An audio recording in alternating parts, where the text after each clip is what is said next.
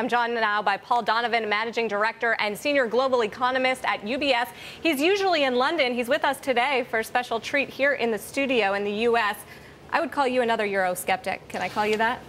Well, you know, I don't think the thing should ever have been created. This whole Euro idea, I mean, it was wrong right from the word go, all the way through the 1990s.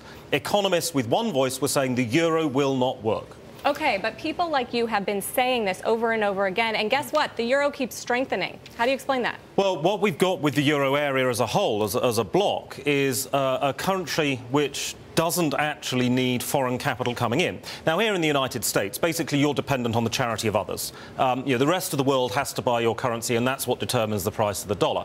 If we look at the Eurozone's a current account surplus bloc most of the time. So basically it's the price Europeans sell their currency that determines the price. So we've got an existential crisis. I mean, when I go out and talk to international investors, they're saying, hold on, we haven't got a clue what's going on with this country. We want nothing to do with it. But that doesn't matter, because given the current account position, that's not going to lead to necessarily net selling of the euro, because it's the domestics, not the foreigners, that are driving the price. So they've gotten themselves into this mess. It looks like it's here to stay, at least for the next year or so.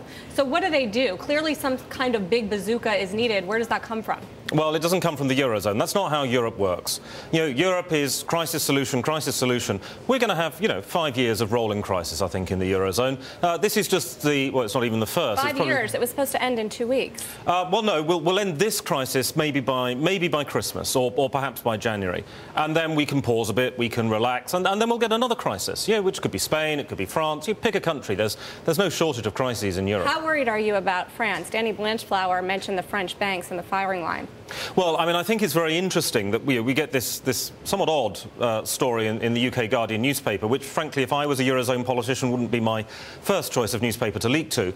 And immediately, what do we see? We see the French spread to Germany blowing out. We see the markets, which have not been treating France as a AAA country for some time, saying, actually, you know what? We just don't trust the French credit rating in the wake of a deal like this, if you do get a sizable deal on the FSF. And I think that's very, very telling. The markets are being very sceptical about France's ability to maintain a AAA rating if this is where we're going with the Eurozone. You're in New York to talk to clients, all of the big shots. What do you tell them as far as investment decisions, any opportunities out there on the continent?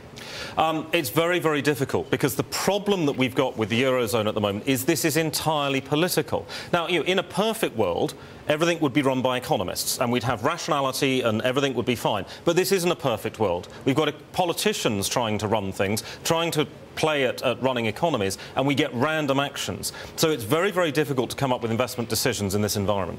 All right, Paul Donovan, thanks so much for joining us. It's good to see you here in the studio. He, of course, is the Managing Director at UBS, a global economist in town for UBS's Sustainable Innovation Conference here at Bloomberg.